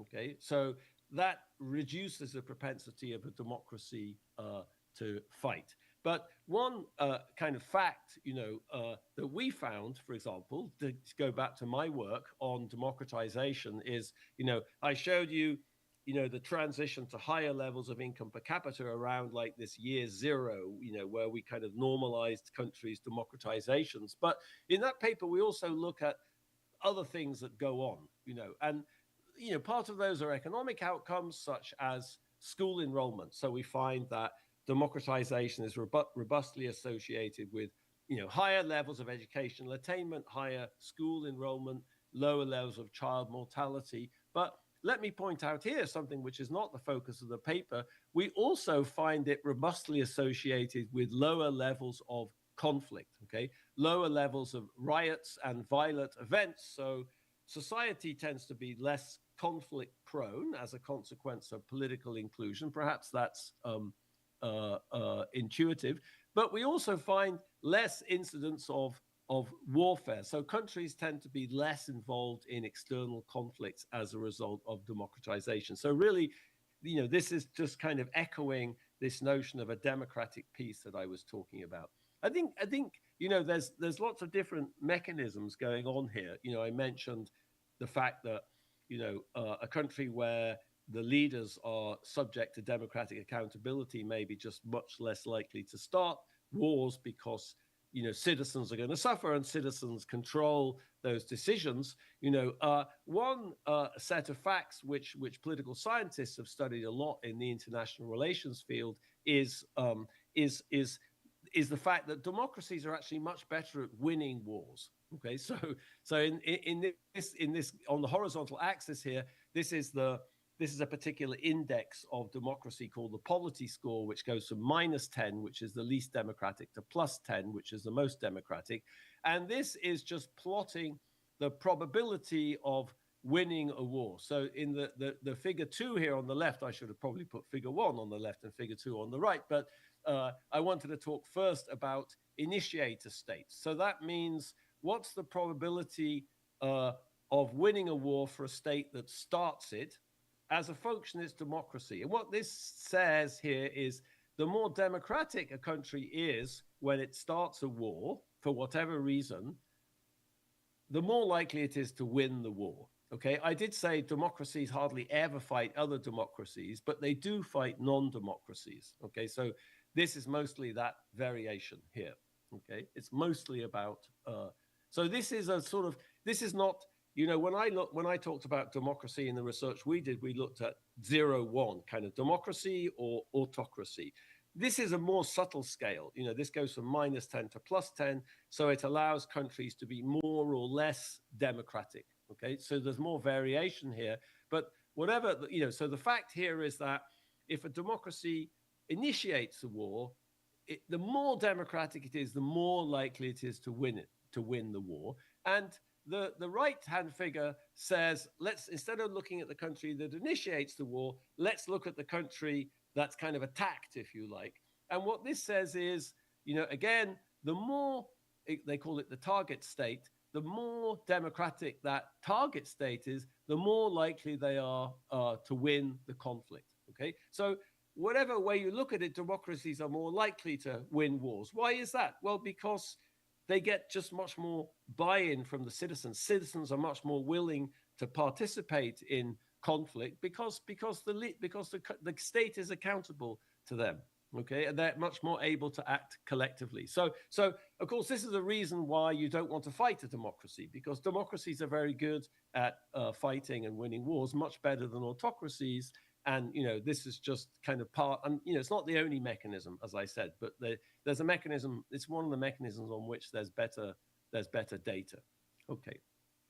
So democracy is not just about what happens internally, but it also has this peace, these consequences for peace much more broadly. Okay. So let me kind of end by talking a little bit about, you know, South Korea and democracy today, since, you know, many people are anxious about democracy in South Korea. After all, you had an attempt to create martial law very recently. And of course, you could say that's only one example of you know, what my colleagues in political science here call democratic backsliding. Okay, of course, South Korea is surrounded by undemocratic regimes in China and North Korea and Russia, so it's very close to non-democratic regimes. And democracy everywhere seems to be challenged. You know, why is that? So when I think about that, you know, I go back to a fact that my former colleague Samuel Huntington pointed out 35 years ago, that democracy sort of comes in waves. You know, if I go back, you know, he started by looking at the 19th century. You know, if you think about my own country, Britain, for example, you know, Britain democratized in the 19th century, starting with the first Reform Act in 1832, and then there were subsequent Reform Acts in the 1860s and the 1880s, and finally, universal male suffrage and then female suffrage comes about in 1919 and 1928. And most parts of Western Europe, Germany, Belgium, Scandinavian, were sort of democratizing over this period also, okay? And quite a few Latin American countries. But then there's what he called a reverse wave. So countries move in waves, and then there's a reverse wave in the 1930s. Democracy collapsed, all over, in Argentina, in Latin America. It collapsed, in Germany, in Western Europe. So there was a reverse wave. After the Second World War, there was another wave of democratization, okay? Then there was a reverse wave. Democracy fell to coups, all over Latin America, for example, Africa after independence. And then in the 1990s, there was another wave. So that's what he called the third wave, That started, who's part of the third wave? South Korea is part of the third wave. The Philippines, all over Latin America, this all over sub-Saharan Africa, this third wave kind of got traction. Okay, so what does Huntington says? Well, basically we're experiencing another reverse wave. So Sam Huntington passed away, unfortunately, but I think if he'd been around, he'd have said, okay, it's about the time for another reverse wave. Okay, so we're experiencing a reverse wave. Now, in Huntington's work, it's not exactly clear what drives this. Why is it that democracy is now threatened? There's this, this kind of reverse wave happening. Why is democracy being challenged in South Korea after it's been so incredibly successful at improving South Koreans' living standards, as I showed you? So the data is sort of overwhelming. Why is it being challenged? Well, I think there's many reasons for that. Some of them might be idiosyncratic, but I think some of them are kind of systematic. I think in Sam's work, it wasn't so clear what the mechanism was. But I think, one of the ways to think about that is that when you democratize, when these waves happen, and I know this because I experienced, quite a bit of this wave in my work in Latin America or in sub-Saharan Africa, then democracy promises so much. Democracy promises to transform people's lives, and it does. It does help. It does do good things. I showed you. But relative to your expectations, that's the challenge. Expectations are so high that maybe democracy is bound to be disappointing. And then people look at alternatives. They try to evaluate alternatives. They try to, and why would that be correlated over time? Well, these waves are correlated. The democratizations are correlated. The disappointments are correlated in some sense. So I think, that's the way I think about the world we're in at the moment, is we're experiencing a reverse wave, which is challenging democracy all over the place. I guess the good news is we've experienced them before, and we've exited from them, and we've had a subsequent fourth wave of democracy. So perhaps, but that's not very well in South Korea, and Kim Dae-jung would certainly have known. There's no argument for complacency there. These things happen because people make them happen, and people fight to make them happen, as he did his whole life. So this is not a deterministic prediction.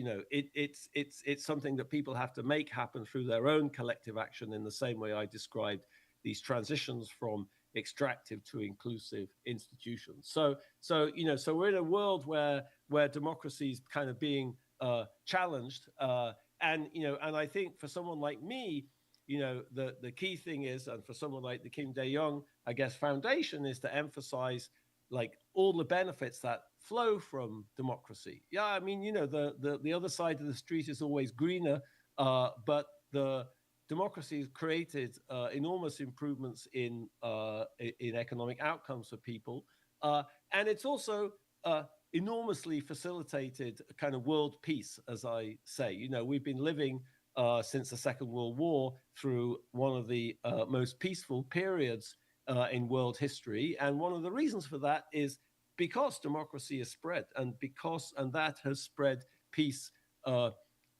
with it. Okay.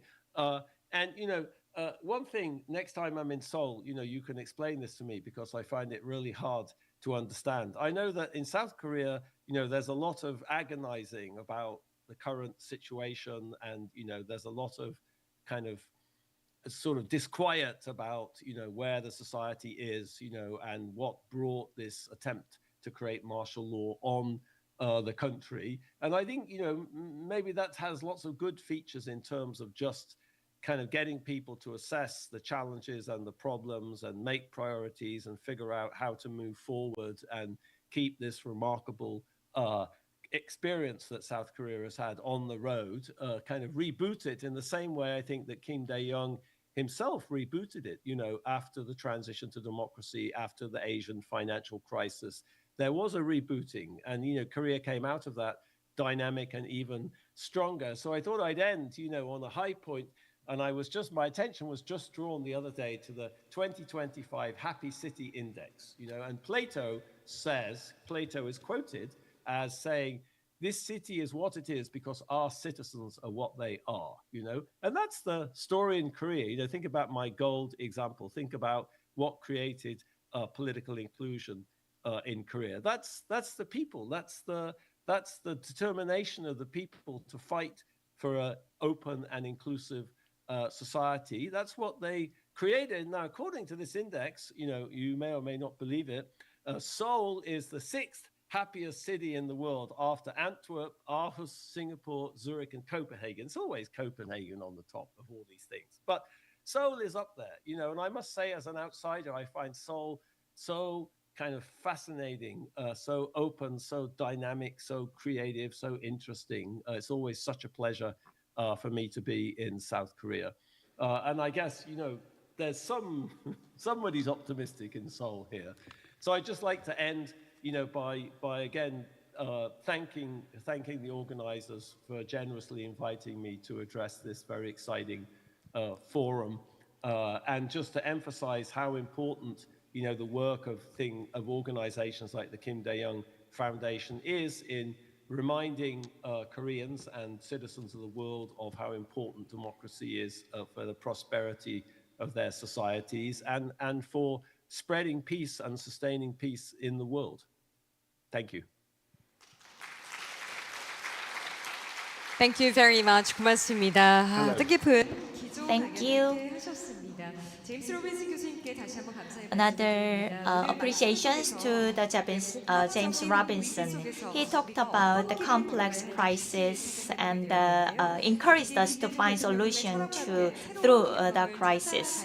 We may find answers in the spirit of Kim Dae-jung's life. 자, 여러분 이 시간을 저희가 마무리하기 전에 Now, before closing, 함께 준비해 주시고 또 교수님과 소통해 오신 백학순 위원장님께 I would like to invite Chairperson Baek Hak-sun to the stage and on how he prepared this event.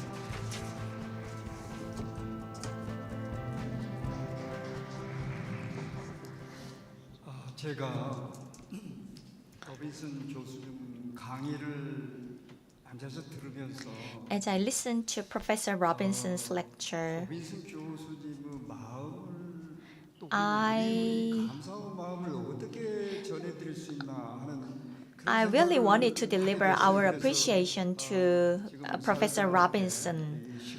So I asked our MC to find this moment for me to deliver my appreciation.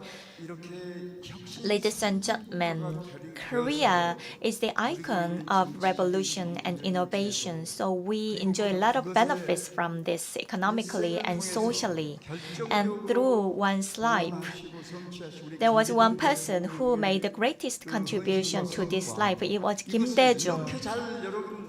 And Professor Robinson really well captured the process that the country, the Korea, walked through along with President Kim Dae-jung. Professor Robinson wanted to be with you at this moment. However, he has to lead the classes in the university because it is in the middle of semester. So he provided the pre-recorded video for us. And in doing so, 대통령에 대한 존경에 he expressed how much he respects President Kim Dae-jung. And it is not just the emotional expression. As a scholar, he put together all the facts to explain Korea's economic and political success. So to him, he asked to give him more information and data. So I recommended him to read Kim Dae-jung's autobiography. Now, in Korea, in the Korean publishing market, the autobiography is the two books. It was a very thick book, two books. The title is Conscience in Action. It's one book is 800 pages of book. So I recommended him to read his autobiography and the Conscience in Action. And he borrowed the book from the library of the Chicago University. Can you imagine that the Nobel Economics Laureate would get a lot of requests for the paper presentation and the speech delivery? He devoted a lot of time and energy to put together this presentation. So I really wanted to deliver our appreciation to Dr. Professor Robinson. Thank you. This was a very elegant and graceful moment that we can imagine how well this opening ceremony was prepared with all the people.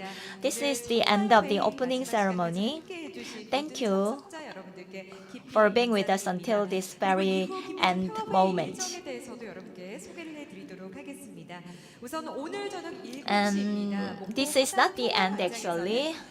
Tonight at the Mokpo Hadang Peace Square, the peace concert will be held with a lot of people. The musicians, artists such as Coyote and An Sung-hoon, who are from this Jeollanamdo province, will welcome a lot of guests there. And on the second and third days, when discussions on peace begin in earnest, the program will feature special lecture, 4 sessions, and the 2 peace roundtable. And we invited Professor Kim Jong-ho of KAIST, known as the father of semiconductor, will deliver a special lecture on the theme of effective development of AI and promotion of peace. And this year, discussions among experts on peace of the world are prepared in 4 sessions, and in addition, bringing together experts from conflict zones around the world to share realities on the ground and seek a vision for coexistence and peace. A peace roundtable and the youth roundtable are also prepared, which wait for your active participation. With that, I would like to conclude today's program. See you again. Thank you.